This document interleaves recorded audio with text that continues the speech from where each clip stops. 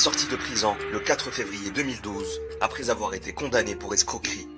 Zakaria Momni était impliqué dans une affaire d'immigration clandestine en miroitant à ses victimes un voyage et un contrat de travail en France. Il a collectionné les sorties médiatiques tonitruantes, mensonge après mensonge. Il a trahi, sali et humilié tous les Marocains qui se sont jurés de ne jamais lui pardonner l'affront qu'il a fait à leur marocanité en déchirant son passeport sur une chaîne de télévision française. Pourquoi a-t-il fait ça? Se sentait-il protégé par l'autre passeport rouge qu'il détient? Il a revendiqué un droit qui n'est pas le sien. Il a demandé un poste au ministère de la Jeunesse et des Sports, un poste d'échelle 11, alors qu'il n'a jamais obtenu son baccalauréat. Son but était clair. Zakaria Momni voulait subtiliser l'argent du contribuable. Un vœu dont il ne se cachait même pas dans ses multiples déclarations contradictoires. Mais aujourd'hui, les masques tombent. Nous allons dénoncer les calomnies de ce faux champion à l'ambition démesurée. Preuve à la... Nous allons démontrer comment cet imposteur a tenté de doubler l'État marocain. Pas à pas, nous dévoilerons toute la vérité sur Zakaria Momni, depuis son arrivée à l'aéroport de Rabat et son arrestation, jusqu'à son incarcération. Nous verrons ce que Zakaria a fait pendant les 4 jours durant lesquels il prétend avoir été torturé dans le centre de détention secret de Témara.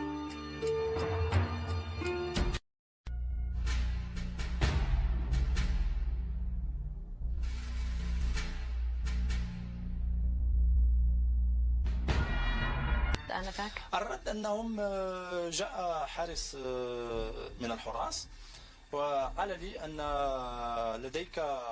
لديك الحظ أنك هنا في فرنسا، لو كنت في المغرب لتصرفنا معك بشكل آخر. وكان المساج يعني كانت الرسالة واضحة أنهم قال لي يعني أن السيد منير المجيدي غلق الباب، يعني لو تريد يعني توصل يعني الرسالة تاعتك لصاحب الجلالة لازم تمر عبر الكاتب الخاص السيد منير المجيدي.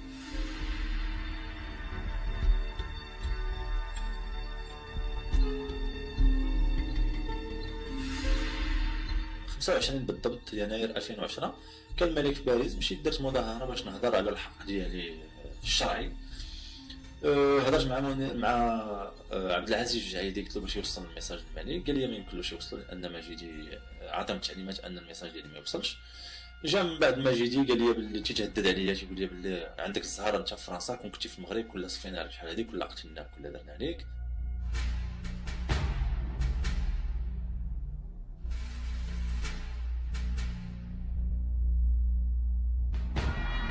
Encore une fois, Zakaria Momni s'est perdu en conjectures et n'a cessé de se contredire et de changer de version. Que s'est-il réellement passé à l'aéroport le 27 septembre 2010? Selon les différents récits dont nous a gratifié Zakaria, tantôt des policiers lui ont confisqué son passeport en lui demandant de les suivre, tantôt il a été notifié au poste frontière de faire l'objet d'un avis de recherche.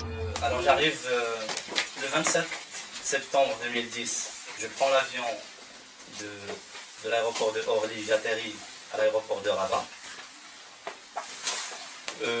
Une fois j'arrive au guichet de la douane, je présente mon passeport.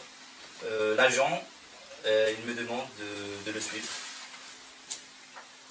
Je demande pourquoi, il ne me fournit aucune réponse. Il me dit simplement suivez-moi. Alors je le suis au poste de l'aéroport, le poste de police de l'aéroport. Là, il m'explique qu'il y avait une surveillance à mon nom où il y avait écrit atteinte à la sacralité. دخلت للمغرب يوم 27 سبتمبر 2010. دخلت لمطار الرباط. فاش وصلت تما كي دخلت للمطار كنعاود نوصل كنقدم الجواز السفر ديالي، كيوقف عاوتاني البوليسي تيقول لي عندك هنايا المس بالمقدسات.